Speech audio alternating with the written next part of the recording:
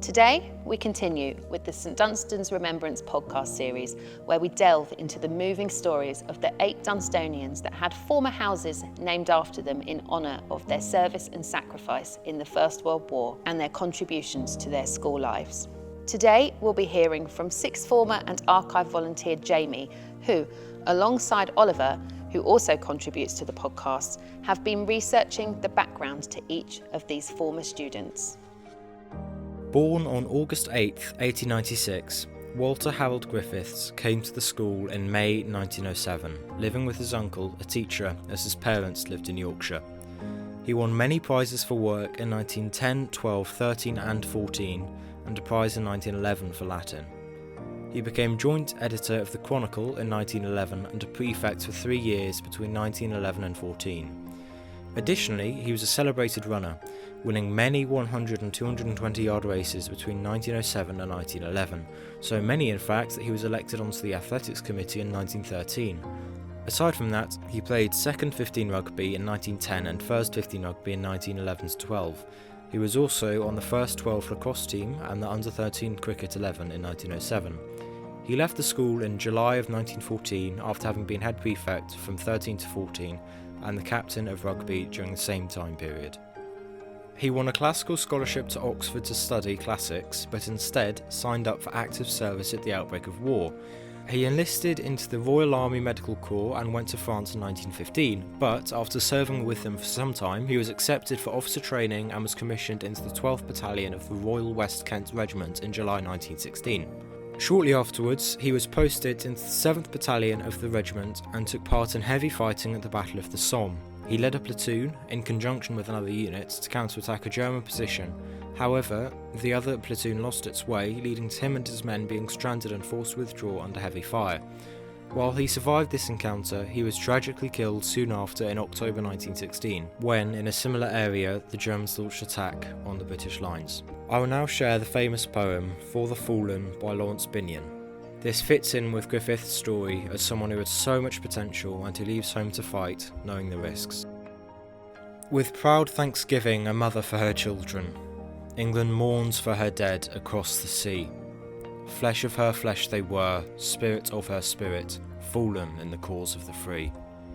Solemn the drums thrill, death august and royal sings sorrow up into the immortal spheres.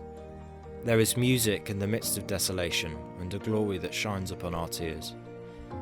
They went with song to the battle.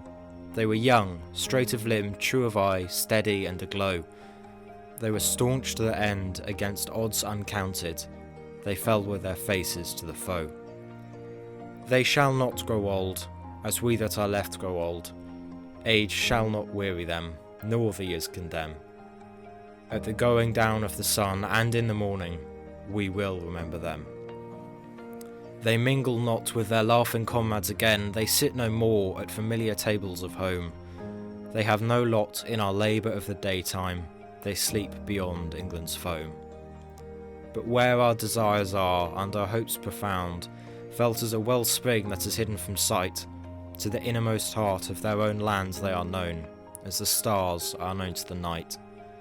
As the stars that shall be bright when we are dust, moving in marches upon the heavenly plain, as the stars that are starry in the time of our darkness, to the end they remain.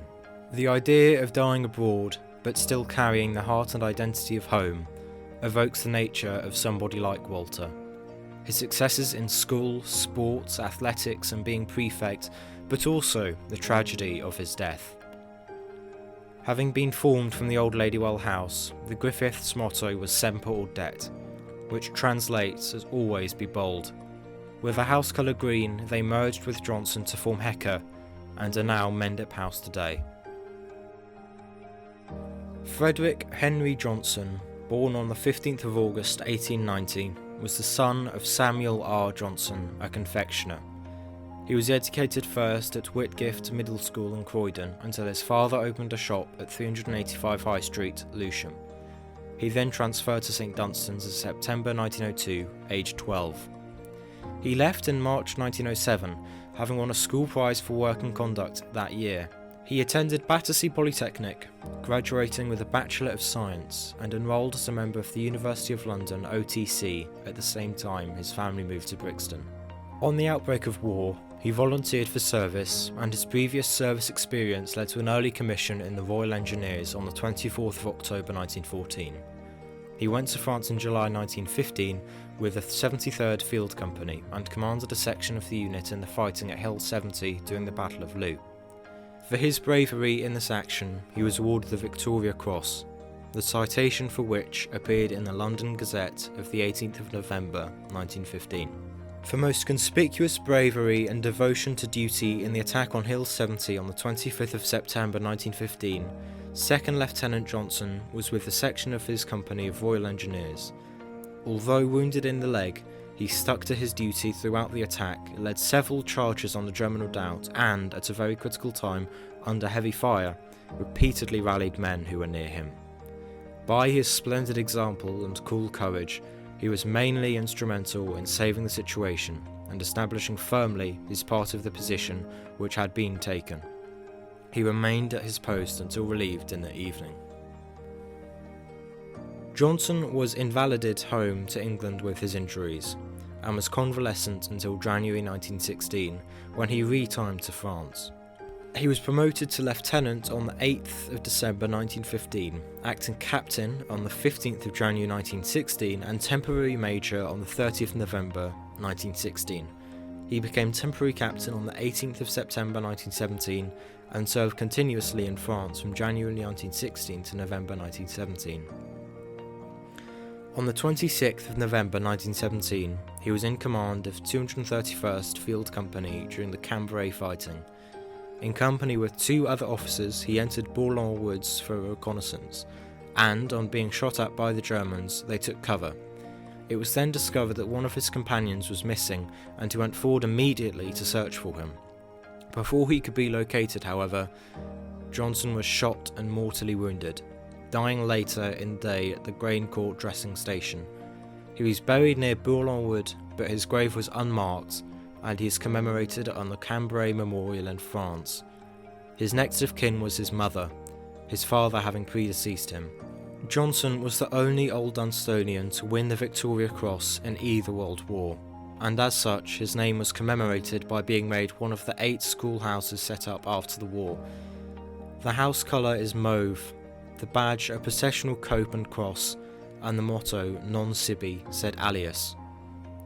A photograph of him appears in the Illustrated London News of 29th of December 1917 and in the London University OTC Roll 1914-19. He was one of 5 ex-members of the London OTC who won the Victoria Cross during the war. Johnson House was formed from the former Brockley House, with the house colour purple. Johnson merged with Griffiths to form the later Greenhecker House. Now, in our new era, the purple has returned, with the Johnson line being carried by today's Worcester. Johnson House's motto was Non Sibi sed alias, which translates as not for self, but for others. Walter Harold Griffiths and Frederick Henry Johnson. We will remember them.